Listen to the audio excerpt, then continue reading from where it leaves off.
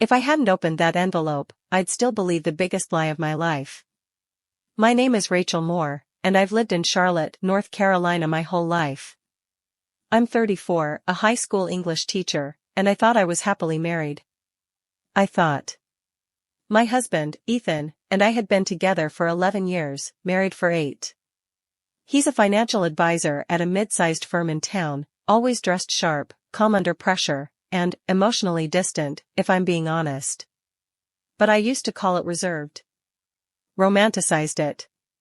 We were the kind of couple people thought had it all together, a nice house in Dilworth, weekends at the lake, holiday cards with matching flannel. But all of that changed the day I opened the wrong envelope. It was a Tuesday.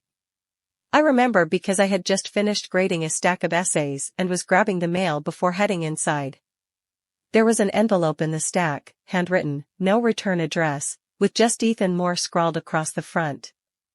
That stood out. We usually got digital everything, bills, statements, even birthday cards. I hesitated. My gut twisted a little. I knew I shouldn't, it wasn't addressed to me, but something about it felt off. My name wasn't even mentioned, not in Mr. and Mrs. form, not anywhere. I opened it. Inside was a simple card. On the front, a beach photo, waves crashing. Inside, just one sentence in neat cursive. 3 years ago, you said she didn't matter. So why does she still wear your ring? My hand trembled. I read it 3 more times. What did that mean? Who wrote this? What ring? And who was she? I didn't confront Ethan that night. Instead, I watched him. Studied him. He came home around 6, loosened his tie, kissed me on the cheek like nothing was wrong. Sat on the couch scrolling through his phone. When I asked about his day, he said meetings, same old, same old. But now, same old felt like a lie wrapped in routine. That night I couldn't sleep. I replayed every memory, every time he was late, every trip he took for work, and that one time 2 years ago when I found a strand of long hair on his jacket and he said it was from a coworker. I'd believed him. I had no reason not to. Until now. The next day, I confided in my best friend Jenna. She's the kind of woman who doesn't believe in brushing things under the rug. You need to find out who wrote that card, she said, sipping her latte across from me at our favorite coffee shop. Or better yet, find out what Ethan's been hiding. I knew she was right. But how? That evening, when Ethan stepped out to run an errand, I did something I'd never done in our entire relationship. I went through his desk. Folders. Tax documents. Business cards. Nothing stood out, until I opened the bottom drawer. There was a locked box I'd never seen before, sleek, black, and strangely out of place. I didn't have the key. But I had time. I tried every drawer key in the house until one finally clicked. Inside were papers. Photos. A small velvet box. I opened it, and my breath caught. A wedding band. A simple gold band. Just like mine, but not mine. Smaller. More delicate. Clearly a woman's ring. There were 2 photographs underneath it. One was Ethan. The other, him with another woman, a brunette, younger than me, smiling in a cozy-looking kitchen. It was dated, October 12, 2022. Almost a year ago. The caption on the back? Our weekend in Charleston. I'll never forget it. Elle. Who was Elle? Was she the one who wrote the card? I waited for him to come home. I sat on the couch like a ghost, the ring in my palm. When he walked through the door, I held it up. Where was this taken? I asked, trying to keep my voice steady. He froze. That was the first crack in his polished exterior. Rachel, where did you find that? You're asking the wrong question. There was a long pause. Then, like air hissing from a balloon, he sank into the chair across from me and whispered, "Her name is Lila." I blinked. Lila. That meant the L on the photo. The letter. The ring. She was a mistake, he said. It ended a long time ago. I stared at him. But you kept the ring.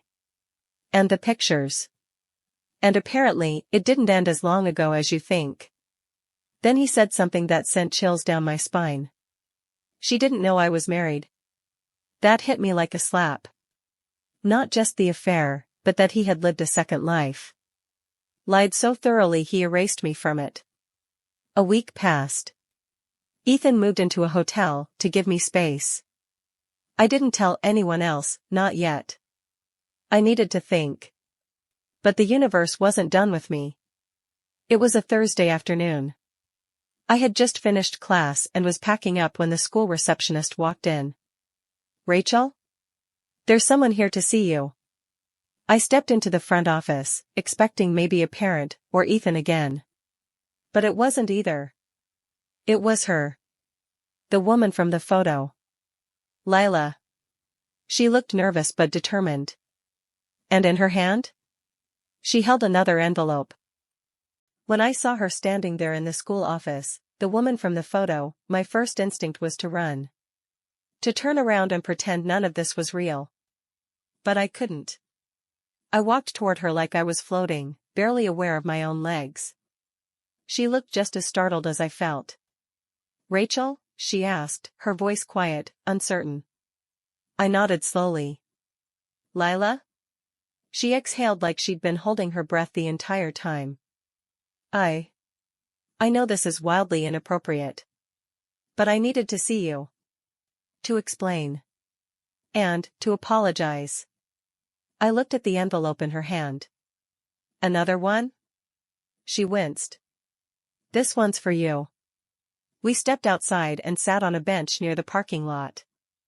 It was cool out, the early November wind rustling through orange and yellow leaves that spiraled across the concrete. For a minute, neither of us spoke. Then she handed me the envelope. I didn't know he was married, she said, her eyes glassy. Not until after everything. He said he was divorced. That you were just the mother of his goddaughter, that he stayed close for the kid's sake. He spun this story, Rachel. And I believed every word. I opened the envelope. Inside was a letter. A full-page handwritten confession. I didn't mean to fall in love with him. I didn't know the truth. I broke it off when I found out, but it haunts me every day. I thought you deserved to know who he really is. It was dated a month ago. Before I ever opened the first envelope. Why now? I asked, folding the letter slowly. She looked at me with tired, sorrowful eyes. Because I just found out I'm pregnant. My stomach dropped. She wasn't done. I debated even telling him. But then I thought about the kind of man he really is, and I realized. I don't want anything from him. Not money. Not involvement. I just wanted you to know what you were living with. I didn't cry. Not then. Something in me had turned ice cold. I nodded, stood up, and said, thank you. For being braver than I ever was. And then I walked away. That night, I couldn't sleep again. I kept thinking about all the things I had ignored over the years, the late-night texts he never explained, the passwords he refused to share, how we stopped talking about the future sometime around year 5. I had once told myself that all marriages settle. That love becomes quiet and safe, like a familiar blanket. But now I realized mine had become suffocating. And I hadn't even noticed. 2 days later, Ethan showed up at the house. I need to talk, he said at the door, holding a bottle of wine and looking like a man who hadn't slept. I didn't invite him in. I stepped out onto the porch, arms crossed. I saw her, I said. He blinked. Lila? I nodded. She's pregnant, I added, watching his face for a flicker of reaction. He sat down slowly on the porch step, head in his hands. I didn't know, he said after a long pause. I swear I didn't know. That doesn't change anything, I said. He looked up at me, his voice raw. Rachel, I made a mistake.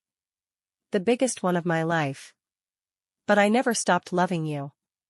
I thought if I buried it deep enough, it would go away.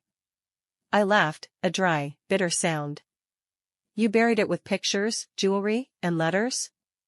I didn't throw them out because I think some part of me wanted to get caught. That surprised me. Why? He looked down at his hands.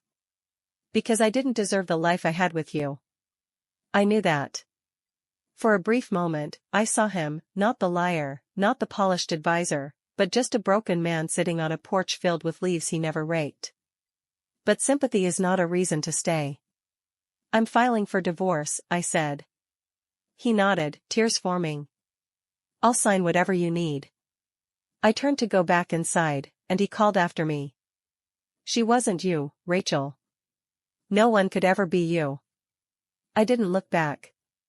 The following weeks were quiet but heavy. I went to work, came home, avoided small talk. Jenna tried to pull me out of my shell, movie nights, wine and pizza, those old college playlists we used to blast at 2 a.m. Slowly, I felt pieces of myself returning. But then, right when I started breathing again, there was another twist. It was a Saturday morning when I got a call from Ethan's sister, Claire. She and I were close, at least, we used to be. She knew something had happened but didn't know the details. I think you need to know something, she said cautiously. There's something you should see. She came by later that day and handed me a stack of printouts. Text messages. Screenshots. Voicemails. From another woman. Another one. Her name was Daniela, and judging by the messages, they'd been seeing each other on and off for over a year. While Ethan was with me. While he was with Lila. That shattered whatever thin layer of guilt I had left about divorcing him. He hadn't just lied. He had built a maze of lies so intricate even he had gotten lost in it. I stared at Claire. Did you know? I whispered. She shook her head. I swear I didn't. I only found out because one of my coworkers recognized him at a restaurant last week, with her. I confronted him. He told me to mind my business. I didn't cry until I was alone again. I had grieved a marriage. Now I had to grieve the person I thought I married. There's no funeral for that. But something strange happened in the silence that followed. I found myself waking up earlier. Making coffee just the way I like it, strong, a dash of cinnamon. I started walking after dinner, feeling the crisp November air sting my face. I reorganized the living room, painted the guest room, joined a book club. Little things. And then I did something that surprised even me. I signed up for a writing workshop at the local arts center. I'd always loved stories, had even dreamed of publishing a novel one day, back when I still believed I could want things for myself. The first prompt they gave us was, write about the moment everything changed. I smiled to myself, pen in hand. I knew exactly where to start. There's something oddly healing about telling your story to strangers. Every Thursday evening, I sat in a circle of folding chairs with 6 other people, all from different walks of life. We read pieces of our pain aloud, fictional, non-fictional, it didn't matter. Divorce, grief, lost parents, failed dreams, it was all welcome there. I read my piece during the 3rd session. It was raw, unpolished, but honest. When I finished, the room was silent. Then came quiet nods and a few soft thank yous. After class, a man named Mark came up to me. He was probably in his late 40s, graying at the temples, kind eyes. That was brave, he said. You have a way of making people feel what you feel. I smiled politely. Thanks. It's weirdly easier on paper. We talked for a few minutes, about writing, not life. I didn't want to dive into another broken heart conversation just yet. But there was a gentleness to him I hadn't realized I'd been missing. Back home, things with Ethan were officially over. He moved out 2 weeks after I served him the papers. The house felt emptier, but also cleaner. Lighter. Every once in a while, I'd find something of his, a sock in the dryer, a receipt in a drawer, like little ghosts left behind. But I didn't let them haunt me. Instead, I wrote. And wrote. Every night, after Layla was in bed, I sat at my kitchen table with a glass of wine and poured my life onto the page. Then came another turn, one I never expected. It was a Monday morning. Jenna called, her voice tense. You might want to sit down. What is it? She hesitated. There's a rumor going around Ethan's firm. Apparently, he's under internal investigation. Something about mismanaging a client's portfolio and not reporting losses properly. I blinked. Wait, what? I didn't want to believe it either. But my cousin's boyfriend works in compliance. Said it's serious. Like, license revoking serious. I wasn't sure what to feel. Anger? Shock? Relief? But mostly, I just felt tired. Because now I saw it clearly, Ethan had been unraveling for longer than I realized. The cheating. The secrets. Now this. It had never been about me not being enough. It had always been about him. Later that week, I ran into Mark again, this time at the coffee shop by the arts center. 2 weeks in a row, he said, smiling. Am I allowed to assume this is fate? I laughed. It felt good, real, from the belly. I think we're just creatures of habit, I said, pointing to the same table I always picked. We ended up sitting together that morning. No pressure. No flirting. Just conversation. He told me he was a widower. His wife passed away 4 years ago. Cancer. I stopped writing after she died, he said, staring into his cup. Didn't think I had anything left to say. But you came back. He nodded slowly. Yeah. Eventually. There was a warmth between us I hadn't expected. And no urgency. Just presence. At home, Layla was starting to ask more questions. Why isn't Daddy coming back? What does divorce mean? I answered carefully. Truthfully, but gently. Sometimes grown-ups stop being good for each other, I said. But we still love you. That will never change. She looked at me, her little face scrunched in confusion. Do you still love Daddy? I paused. I love who I thought he was, I said softly. But now, I love myself more. A few days later, I received an email from an unknown address. It was Lila. I heard about the investigation. I didn't know he was into anything shady. I'm scared, Rachel. I thought I was bringing a baby into a mess. I didn't realize how deep it went. I'm not asking for help. I wanted you to know. You were right to walk away. I wish I had. Her words didn't bring satisfaction. Just sadness. We were 2 women fooled by the same man. But only one of us had the chance to leave early. At the next writing workshop, Mark waited outside after class. You hungry? He asked. There's this great little diner down the road. Nothing fancy. Best grilled cheese in the city. I hesitated. It had been months since anyone had asked me something like that without an agenda. No expectations. No hidden meanings. Just grilled cheese. I smiled. Sure. We talked for hours that night. He told me about his wife, how she loved thunderstorms and crossword puzzles and the way he made pancakes. I told him about Layla, how she used to draw rainbows on the walls when she was little and call them mood meters.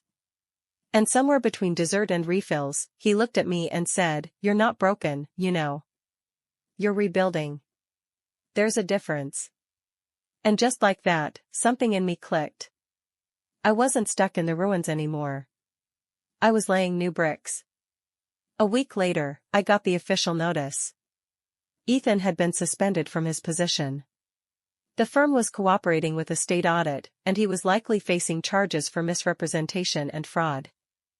It made headlines, nothing huge, but enough for neighbors and acquaintances to start whispering. Jenna texted me, guess you dodged a grenade. I didn't reply. Because it didn't feel like gloating. It felt like surviving. Mark and I kept seeing each other. Slow, simple moments. He helped me install a new bookshelf. I introduced him to Layla as Mommy's friend. He read her stories in his calm, steady voice. One night, after she'd gone to sleep, we sat on the back porch, wrapped in blankets, watching the stars.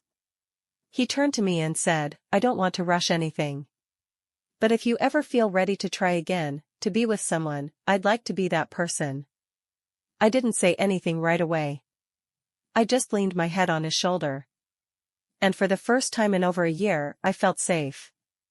A few days later, I finished my short story. The one that started it all. I printed it, stapled the pages, and placed them in a manila folder. On the front, I wrote the envelope I wasn't supposed to open. Except this time, it wasn't a secret. It was a beginning. There's something beautiful about letting go. Not the kind of letting go that feels like giving up. The kind where you breathe out all the hurt, the guilt, the what-ifs. And finally make space for something new. That's where I was. Not fully healed, but healing. Not erasing the past, but no longer ruled by it. It was early spring when I saw Ethan again. I hadn't planned on it. I was picking up Layla from her piano lesson, and there he was, standing outside his car, waiting. He looked older. Or maybe just worn. His tailored shirts were replaced by a wrinkled hoodie. His expression was guarded, like he wasn't sure if I'd turn around and leave. I walked up, cautious but calm. "Hey," he said. "Hey."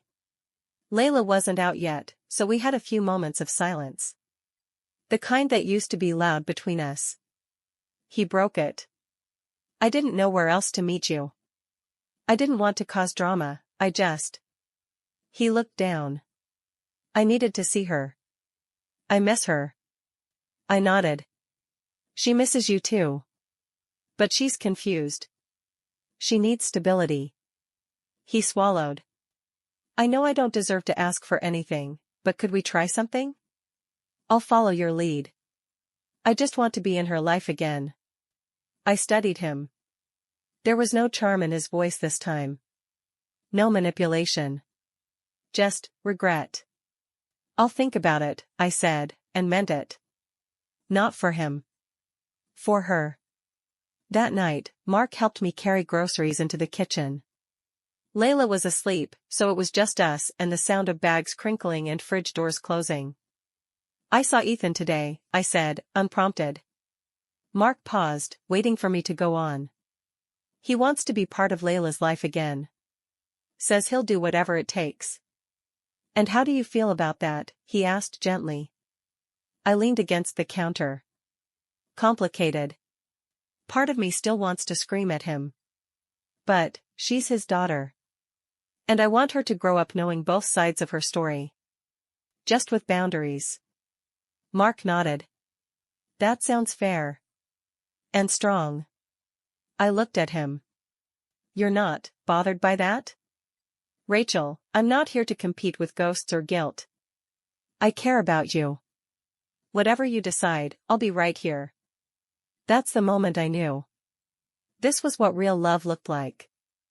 No grand speeches. Just showing up, and staying. 3 weeks later, Ethan and I sat down with a family therapist. Not for us, but for Layla. To find a way forward that made sense for her. He accepted the rules. No unannounced visits. No overnight stays. Supervised time to start. I could tell it humbled him. And maybe that's what he needed all along. The truth is, some people don't grow until they have to. My writing class was ending soon, and we were each asked to read our final pieces in front of a small audience at a public reading night. It was terrifying. But I said yes. Mark sat in the front row. Jenna was there too. Layla, sitting between them with a big juice box and a purple headband.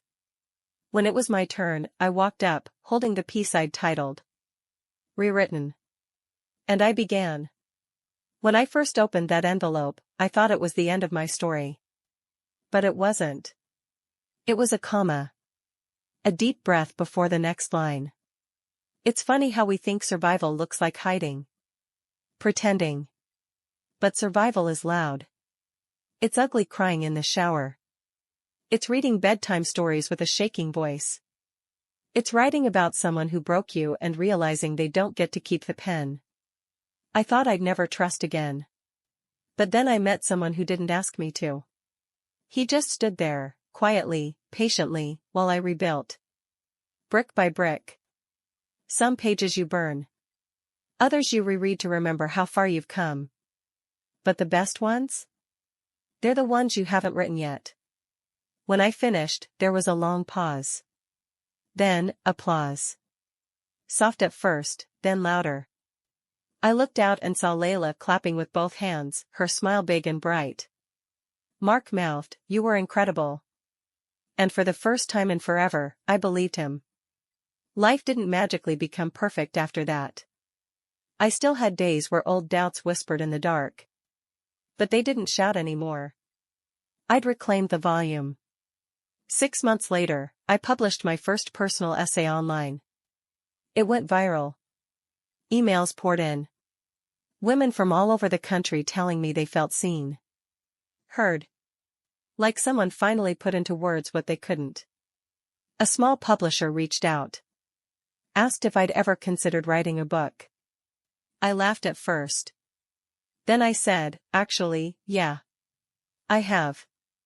Mark helped me brainstorm titles. Layla drew a potential cover in crayon. We didn't rush anything. We didn't need to.